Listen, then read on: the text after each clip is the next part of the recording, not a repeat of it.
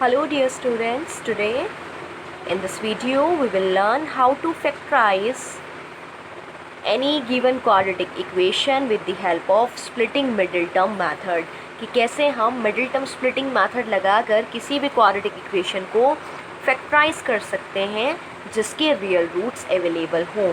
जैसे कि आप जानते हैं ये topic factorization बहुत important है।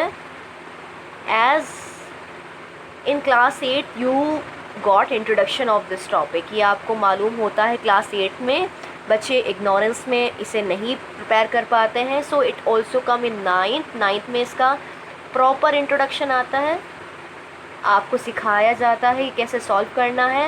In 10th you will use them in question as sub part, यानी क्वेश्चंस में प्रॉब्लम आएंगी, प्रॉब्लम्स को आपको सॉल्व करना है with the help of this method. 11th-12th यानी हायर क्लासेस की अगर हम बात करें तो यानी ये हमारा बेस की तरह काम करता है ये मेथड, फैक्टराइजेशन मेथड। क्वेश्चंस आएंगे ऐसे ही जिसमें हमारे पास क्वाड्रेटिक इक्वेशन होंगी, डिग्री 2 की प्रॉब्लम्स होंगी, वो हमें बनाकर फिर उसे सॉल्व करना होगा। तो सोल्यूशन करने के लिए आपको बेस मालूम होना चाहिए in order to expertise your subject. So here we will share a common and easy method to solve any quadratic problem having real roots। अब कैसे सॉल्व किया जाता है तो इसके लिए हम एक एग्जाम्पल ले लेते हैं ताकि आपको समझ आ जाए कि कैसे हम किसी भी quadratic प्रॉब्लम को डील करते हैं with the help of this method.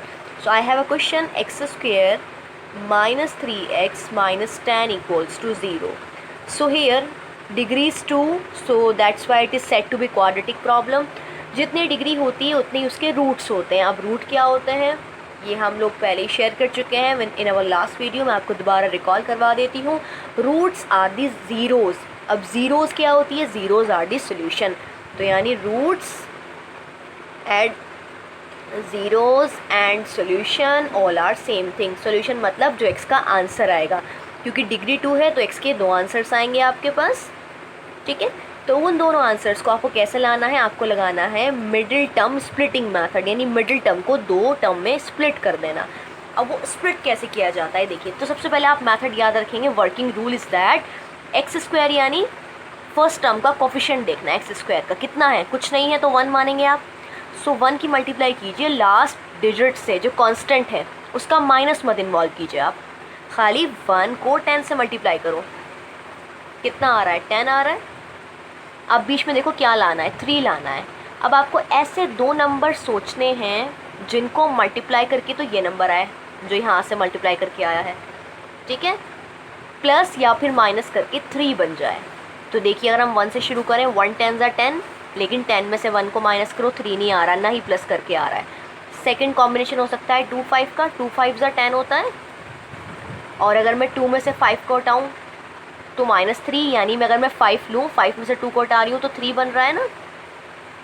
5 को 2 से मल्टीप्लाई कर रही हूँ तो 10 बन रहा है, माइनस कर रही हूँ तो मिडिल टर्म 3 बन रही है। तो यानी आपको मिडिल टर्म ऐसे लानी होती है, या तो 2 नंबर्स को प्लस करके आए या माइनस करके आए, लेकिन मल्टीप्लाई करके यही 10 बने जो मल्टीप्लाई करके आपका फर्स्ट और लास्ट टर्म को बैठ रहा है। तो यानी हम 3 को लिख सकते हैं 5 और 2 की मदद से, 5 - 2 3।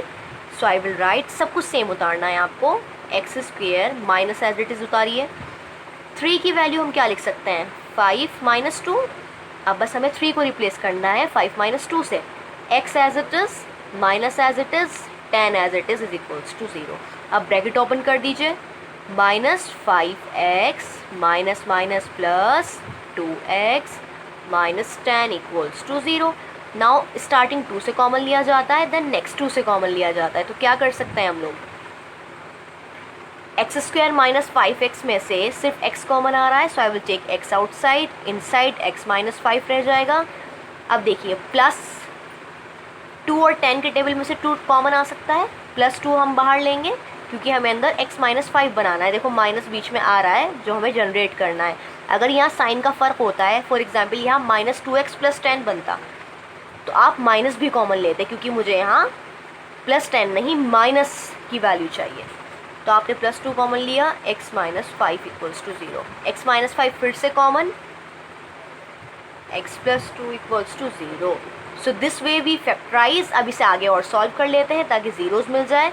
जब दो प्रोडक्ट 0 के बराबर हैं तो ईदर x - 5 0 और x + 2 0, यहाँ से x की वैल्यू 5 आ रही है और यहाँ से x की वैल्यू -2 आ रही है, and both are possible values of this question, यानी डिग्री 2 की प्रॉब्लम थी, इसलिए यहाँ x के 2 आंसर्स आए हैं. So this way we will solve any problem based on quadratic problem with the help of middle term splitting method. सबसे पहले क्या करना है, एक्स स्क्वायर कोफिशिएंट की c से मल्टीप्लाई करनी है लास्ट टर्म से विदाउट माइनस साइन, उसे आप भूल जाएंगे, मल्टीप्लाई करके रफ में लिख लीजिएगा.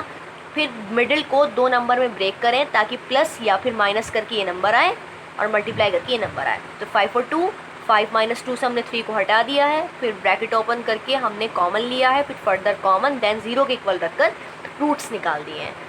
सो this was the method to solve any quadratic problem. Now अब प्रॉब्लम डिफ़िकल्ट होती जाती हैं, आपको सोचने में दिक्कत आती है ऐसे नंबर, तो उस केस में क्या करते हैं हम लोग एलसीएम ले लेते हैं. जैसे 1 और 10 को मल्टीप्लाई करके 10 आ रहा है, तो 10 को सोचना आसान है कि 10 किस किस का प्रोडक्ट करके आ रहा है, लेकिन अगर मुश्किल नंबर आ जाए तो आप रफ में उनका प्राइम फैक्टराइजेशन कर लीजिए.